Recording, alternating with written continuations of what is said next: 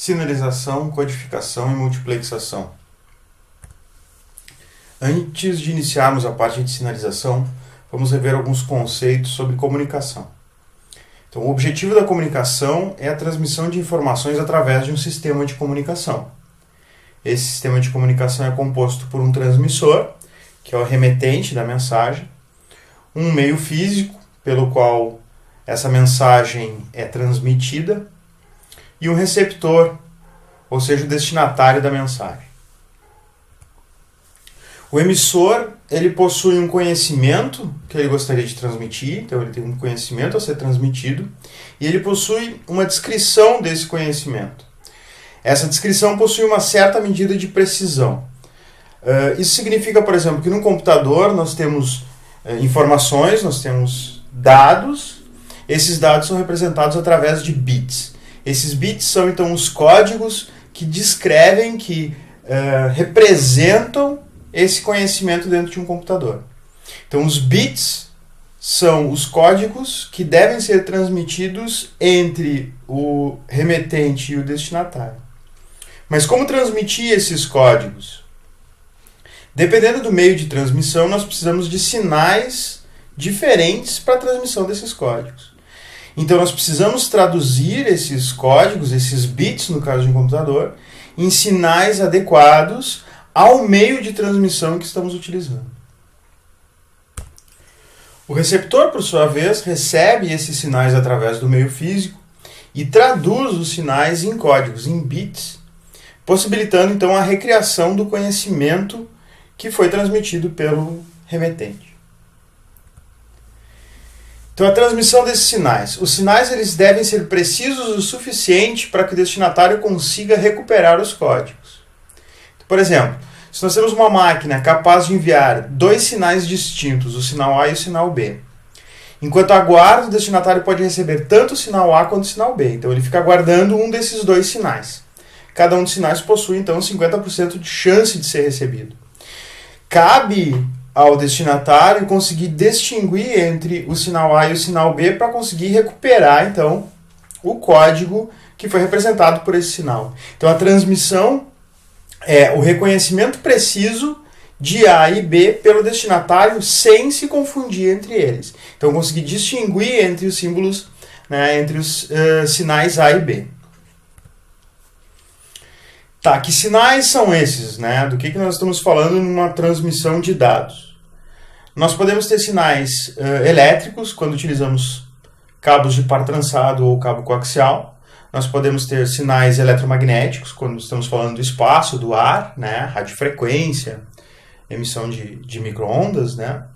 Nós podemos também utilizar sinais luminosos quando estamos falando de fibras ópticas. Então, esses são os sinais que nós utilizamos na comunicação de dados em computadores, redes de computadores. Todos os sinais que nós utilizamos e todos os sinais que existem na natureza são formados por ondas. Então, a representação gráfica de um sinal ela é feita através de uma onda. Essa onda ela possui características que são a amplitude. A amplitude é o valor instantâneo do nível de um sinal, ou seja, a potência do sinal, a energia que o sinal possui. Então, quanto maior a amplitude, mais potência o sinal tem. Ali nós podemos ver uma onda com uma amplitude e uma outra onda com uma amplitude menor. Então, a diferença entre essas duas ondas é a potência delas. A frequência, que é a quantidade de vezes que a onda se repete em uma determinada unidade de tempo. Nós utilizamos a unidade Hertz, ou seja, quantas vezes a onda se repete por segundo. Então, quantas vezes o período da onda se repete por segundo. Por exemplo, uma onda de 1 Hz, ela se repete uma vez a cada segundo. 2 Hz se repete 2 vezes a cada segundo e assim por diante. Então, aqui nós temos, de novo, duas ondas. Uma onda com uma frequência baixa e uma onda com uma frequência alta. Então, aqui a repetição no intervalo de tempo é maior. E a terceira característica que é a fase. A fase diz respeito ao ângulo que o sinal se encontra em um determinado momento.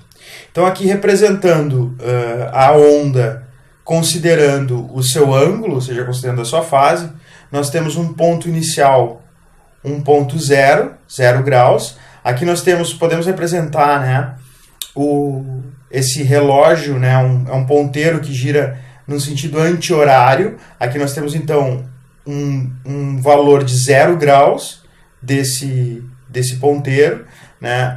Ao evoluirmos no tempo, passa, então, de 0 graus para 45 graus. Então, aqui nós temos, né, o ponto inicial 0 graus, e aqui a evolução no tempo para 45 graus. Depois 90 graus, continuamos evoluindo no tempo. Depois 135 graus, 180 graus, 225, 270, 315 e 360 que volta a 0 graus. Então aqui nós temos um período completo. Então aqui nós podemos ver em que ângulo a onda se encontra num determinado momento. Então uma onda que inicia em 0 graus, ela tem esse formato, né? Então aqui nós conseguimos distinguir esse ângulo. Então, por exemplo, aqui nós temos duas ondas com ângulos opostos, ou seja, elas estão em fases opostas. Quando uma onda está em 0 graus, a outra onda, né, está em 180 graus. Então, essa característica da onda se chama fase, né? Então aqui nós temos exemplo de duas ondas defasadas em 180 graus. Mas como criar sinais distintos para representar os códigos que queremos transmitir? Ou seja, como fazer com que esses sinais possuam características diferentes, de forma que o receptor de uma determinada informação, de uma determinada comunicação, consiga distinguir entre diferentes sinais, entre diferentes códigos que queremos transmitir. Então, nós podemos alterar essas três características de uma onda, ou seja, nós alteramos a amplitude, ou a frequência, ou a fase da onda, para representar os códigos. Essas alterações possibilitam que tenhamos códigos com sinais analógicos e códigos com sinais digitais. Qual é a diferença entre a sinalização analógica e a sinalização digital? Na sinalização analógica, nós temos ondas que possuem uma variação constante, né, uma variação contínua de amplitude. E essa variação é imprevisível, nós não conseguimos saber, num determinado momento, para onde vai o valor da amplitude. Então nós temos ondas, né, com um formato parecido com essa representação aqui. Então nós temos uma variação constante de amplitude.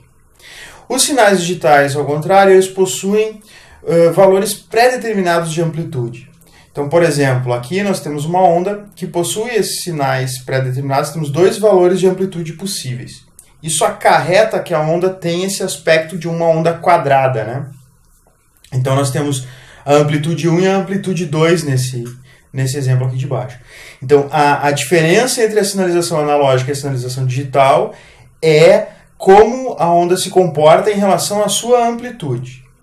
Na sinalização analógica a amplitude varia, né, o tempo inteiro. Na sinalização digital, nós temos também variação de amplitude, porém ela pode assumir valores discretos, valores pré-determinados.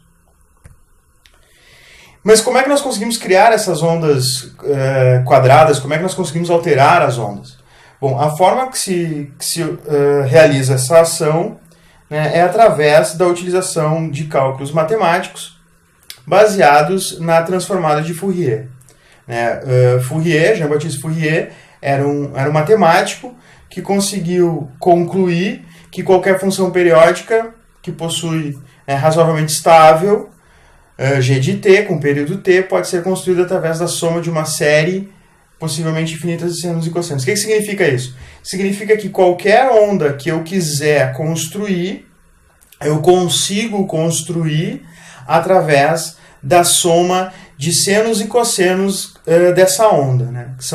Nós chamamos essas ondas com as quais nós vamos trabalhar de ondas harmônicas. Então vamos ver mais ou menos como é que isso funciona. É assim, imaginando que eu queira criar uma onda quadrada, né? Representação digital, um sinal digital. O que eu preciso fazer para criar esse sinal digital, considerando que não existem ondas quadradas na natureza? No primeiro momento que eu preciso identificar é uma onda fundamental que possui características similares à minha onda final, ao meu objetivo, né? Essa onda fundamental, obviamente, ela é uma onda, né, senoidal, ela possui esse aspecto de onda analógica. O que eu faço então? Através da transformada de Fourier, eu encontro então qual é a primeira harmônica que eu vou utilizar para somar com a minha onda fundamental. Então o resultado é que no primeiro momento eu tenho uma onda fundamental e ao encontrar a harmônica e somar essa onda fundamental com a harmônica, eu começo a alterar as características dela, tornando ela mais parecida com a onda que eu quero representar, com o meu objetivo.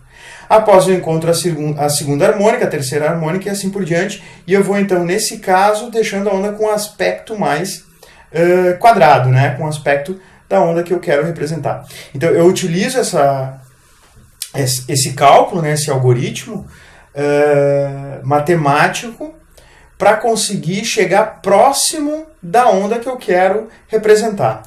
A qualidade de representação, ou seja, eu vou conseguir chegar mais próximo quanto mais harmônicas eu tiver.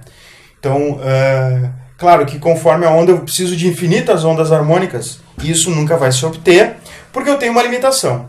Qual é a minha limitação? A minha limitação, então, é a minha largura de banda. Quantas frequências o meu canal, o meu meio físico, consegue representar. Então eu tenho uma limitação de frequências que eu consigo transmitir num canal, e essa limitação vai definir a capacidade do canal de representar os meus sinais. Então isso depende das características físicas do canal que eu estou utilizando. Outras limitações que eu tenho em relação à capacidade de transmissão são as ocorrências da atenuação e do ruído térmico. A atenuação é a diminuição da potência do sinal no percurso da transmissão, no decorrer da transmissão dentro do meio físico. Então, no caso da utilização de sinais elétricos, por exemplo, a própria resistência do meio físico, que gera calor, né, a resistência aos elétrons que estão passando pelo meio físico, pelo cabo, gerando calor, vai ocasionar uma perda de potência do meu sinal. No caso da micro-ondas, por exemplo, a incapacidade de uma antena de captar toda a energia transmitida pela antena de transmissão também acarreta na perda de amplitude, ou seja, na perda de potência. Então, eu nunca consigo transmitir um sinal na origem com uma determinada potência e receber esse sinal no destino com a mesma potência. Eu sempre vou ter uma perda, e essa perda é chamada de atenuação. Além disso, eu também sempre vou ter o que chamamos de ruído térmico, que é o chiado que existe na própria transmissão. Então, no caso de comunicação elétrica, vai ser a própria agitação térmica dos elétrons acarreta em uma onda de alta frequência e baixa amplitude, que é esse ruído térmico que fica no fundo da minha comunicação. Então, o que se tem que pensar é que em toda comunicação eu vou ter uma perda de potência e eu sempre vou ter um ruído, sempre vou ter algo a mais no meu canal. Essas duas características juntas, elas dizem respeito à distância que eu consigo atingir com uma determinada transmissão. Então, se vocês imaginarem que no decorrer da transmissão, ou seja, conforme a distância vai aumentando, eu tenho um ruído constante e eu tenho a potência diminuindo. Se a potência do ruído estiver muito próxima da potência do meu sinal, eu vou confundir os dois e não vou conseguir distinguir mais o que é o meu sinal. Então o ruído acaba atrapalhando a comunicação. Eu sempre tenho que manter uma relação de potência entre o meu sinal e o meu ruído, de forma que o sinal tenha, obviamente, mais potência do que o ruído e que o destinatário consiga, então, extrair o que esse sinal representa sem que o ruído atrapalhe. Outras coisas podem ocorrer no transcorrer da transmissão, como, por exemplo, o ruído impulsivo, né, que é um pulso de energia normalmente de alta amplitude no canal, é um pico de energia, pode ser uma fonte eletromagnética, como a queda de um raio ou a inicialização de um motor, né, no caso de interferências eletromagnéticas, né? Pode ser a indução, um cabo de energia muito próximo de um cabo de dados também. Então isso vão ocasionar problemas que não são constantes, que nem sempre ocorrem, mas que podem ocorrer. Então o que se faz para corrigir o problema de atenuação? Né? Normalmente, em sinalização analógica, se utiliza, então, amplificadores. O que faz o amplificador? O amplificador aumenta a amplitude do sinal que ele está recebendo. Então, um sinal original que é transmitido no meio de comunicação, no meio de transmissão, vai sofrer atenuação, ou seja, perda de potência, e vai receber um ruído do meio de transmissão, chegando então um sinal com uma amplitude menor e com um ruído atrapalhando ele. Ao colocar um amplificador, eu amplifico tudo que ele está recebendo. Ou seja, eu vou amplificar o meu sinal que eu transmiti, mas ao utilizar amplificadores eu também vou amplificar o ruído. Então esse é o problema da utilização de amplificadores. Eu não posso ficar utilizando amplificadores seguidos, porque eu vou acabar amplificando demais o meu ruído junto com o meu sinal. Então, a utilização de amplificadores ela tem essa limitação. Normalmente, nós temos que utilizar amplificadores na sinalização analógica. Por quê? Porque na sinalização analógica, nós não temos como distinguir o que é um sinal e o que é um ruído. As coisas estão misturadas no meio de comunicação. Então, ao utilizar amplificadores, nós acabamos amplificando tudo. Uma alternativa aos amplificadores são os repetidores. O repetidor, como o próprio nome diz, ele não amplifica o sinal, ele repete o sinal, ou seja, ele recebe um determinado sinal, ele interpreta o que aquele sinal quer dizer e ele repete o sinal, gerando um novo sinal, um sinal zerado.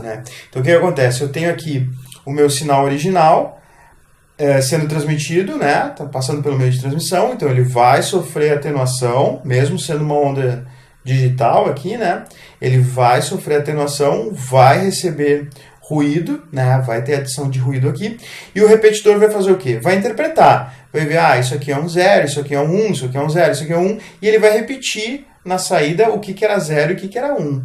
Então ele vai eliminar o ruído simplesmente não propagando o ruído adiante. Ele vai repetir aquilo que ele escutou. Para eu conseguir obter o ganho utilizando repetidores, eu preciso ter um sinal que eu possa distinguir do ruído. Então a sinalização digital permite que eu faça essa distinção entre o que é um 0, o que é um 1 e o que é o ruído. E consiga repetir. Então para a sinalização digital eu consigo utilizar repetidores. O interessante da utilização de repetidores é que no momento em que eu passo por um repetidor eu tenho um sinal limpo, sem ruído. Vai haver uma nova adição de ruídos, porém, ao utilizar um novo repetidor, eu consigo limpar ele novamente. Então, eu consigo levar o meu sinal com qualidade a uma distância maior, utilizando múltiplos repetidores. Eu não vou ter o problema dos amplificadores, que ficam sempre amplificando o meu ruído.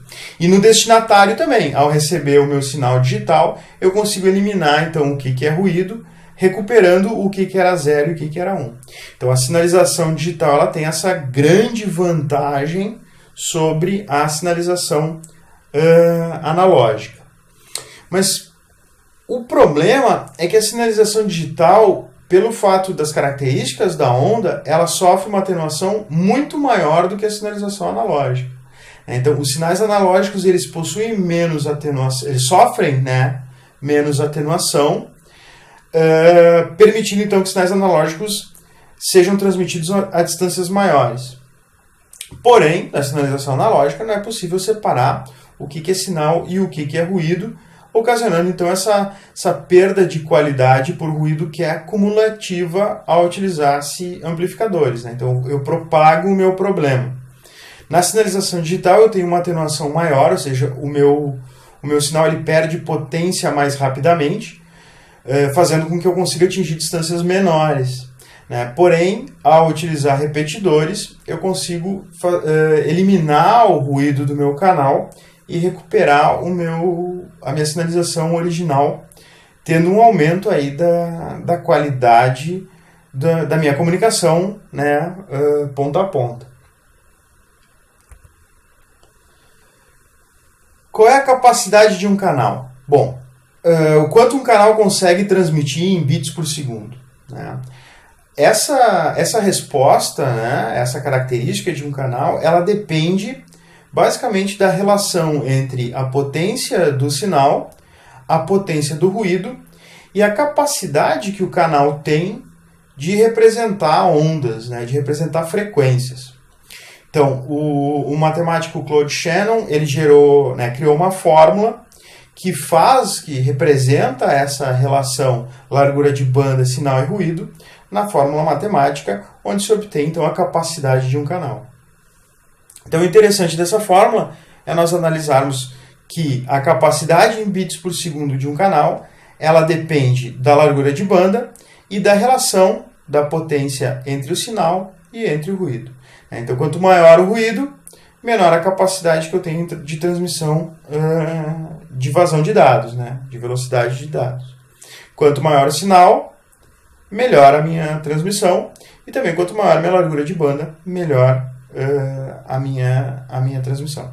Então, sempre o que se deve buscar é ter um meio de comunicação com uma largura de banda boa, um canal com uma capacidade boa, ao mesmo tempo uma relação sinal-ruído adequada, tendo um ganho, né, para o sinal em cima do ruído. Então, a capacidade de um canal também pode ser expressa pela quantidade de sinais que se consegue transmitir por intervalo de tempo. Aí vai depender dos equipamentos que eu estou utilizando, né, das características elétricas, né, eletrônicas desses equipamentos, das placas que eu estou utilizando. Mas, por exemplo, eu posso ter um canal de comunicação que consiga transmitir 24.000 sinais por segundo. Né? Então, imaginando aqueles sinais, né, diferentes que eu possa ter em amplitude, frequência ou fase, se eu tiver um canal que consegue transmitir 24.000 sinais em um segundo, eu vou ter um canal com uma capacidade de 24.000 baud. O que significa isso? Significa que se eu tiver um equipamento que possui a capacidade de transmitir dois sinais diferentes, vamos imaginar o sinal A e o sinal B, eu posso dizer que sempre que eu transmitir o sinal A, eu estou querendo transmitir o código 0, o bit 0. Sempre que eu transmitir o sinal B, eu estou querendo representar o bit 1. Então, os bits não vão no meio de comunicação. O que vai no meio de comunicação são sinais. Então, sempre que eu transmitir o sinal A, eu estou querendo representar o bit 0. Sempre que eu transmitir o sinal B, eu estou querendo representar o bit 1. Então, se eu tenho um canal de 24.000 baud, eu posso transmitir 24.000 sinais. Então, eu tenho a capacidade de transmitir ou o sinal A ou o sinal B. Eu tenho uma vazão de dados de 24.000 bits por segundo. Se, ao contrário, eu tiver a capacidade de transmitir 4 sinais diferentes ao invés de 2, o que eu posso fazer? Eu posso dizer que o sinal A agora ele não representa um único bit. Um sinal pode representar mais de um bit.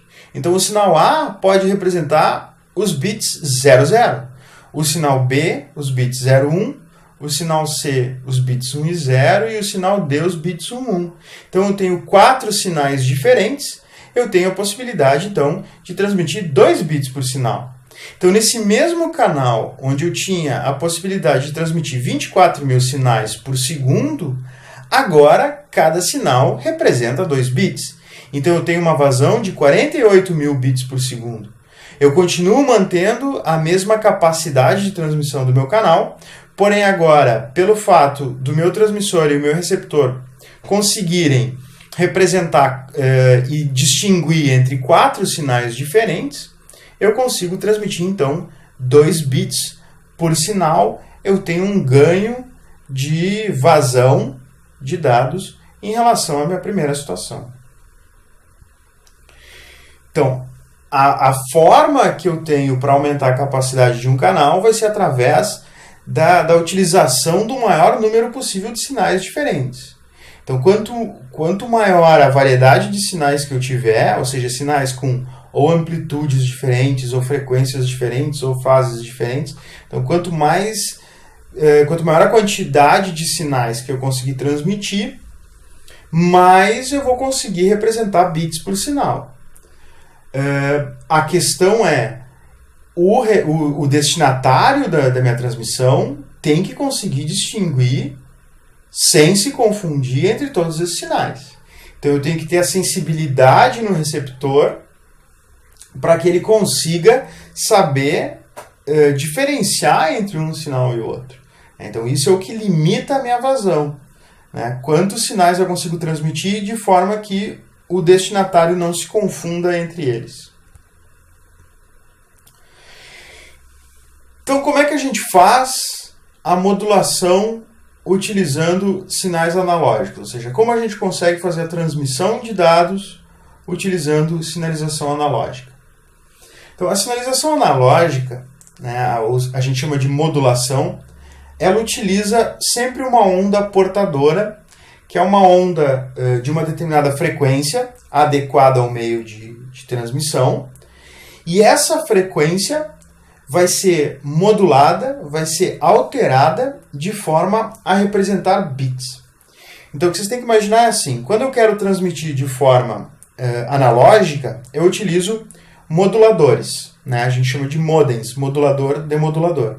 Então, é sempre a estrutura onde eu tenho um equipamento que gera uma onda portadora, essa onda portadora é uma onda analógica, uma senoide, né? Vai ser inserida dentro do modulador. Esse modulador recebe, através de uma interface serial, uma sequência de bits que ele precisa representar nessa onda portadora. Então, o modulador, conforme os bits que vão entrando, ele vai alterando as características da onda portadora, gerando, então, o que nós chamamos de uma onda modulada. Essa onda modulada vai ser transmitida até chegar ao demodulador. O demodulador, ou seja, o destinatário dessa mensagem, né, o destinatário dessa transmissão, vai analisar as características da onda que ele está recebendo e vai, então, traduzir essa onda que ele está recebendo em bits através de uma outra interface serial, alimentando, então, o computador destinatário. Então, é sempre assim, uma sequência de bits entrando no modulador, uma onda portadora sendo alterada conforme esses bits. Essa onda, então, é modulada, gerando essa onda que vai ser transmitida, né, esse sinal analógico. Essa onda analógica é recebida pelo demodulador, que traduz isso em bits e entrega ao destinatário. As formas mais básicas de alteração que nós temos dessa onda portadora são as alterações das características de amplitude, frequência e fase. Então, quando nós modulamos a amplitude, ou seja, nós criamos amplitudes diferentes para a criação de sinais diferentes, nós estamos utilizando o que nós chamamos de ASK, Amplitude Shift Queuing. Quando nós mudamos as características de frequência da onda portadora, nós estamos utilizando FSK, e quando nós alteramos a fase da onda portadora, nós estamos utilizando a modulação PSK. Então, aqui um exemplo de cada um. Né? A modulação por amplitude, por exemplo. Sempre que eu mantiver a amplitude da minha onda portadora, nesse exemplo aqui, eu estou representando o bit 1. Sempre que eu anular a onda, ou seja, que eu transmitir a onda com amplitude 0, eu estou representando o bit 0. Então eu começo a aumentar e diminuir a potência da minha onda portadora de forma a representar os meus bits. Né? Então aqui eu estou transmitindo 5 bits, 1, 0, 1, 1, 0. O destinatário, então, vai receber uma onda com uma amplitude alta, né? Vai saber, isso é um bit 1. Recebe com uma amplitude zerada, isso é o bit 0. Recebe duas vezes a onda com amplitude alta, é bit 1 e bit 1 de novo, e depois o bit 0. Se eu decidir por utilizar modulação por frequência, o que eu faço é alterar a frequência da minha onda portadora.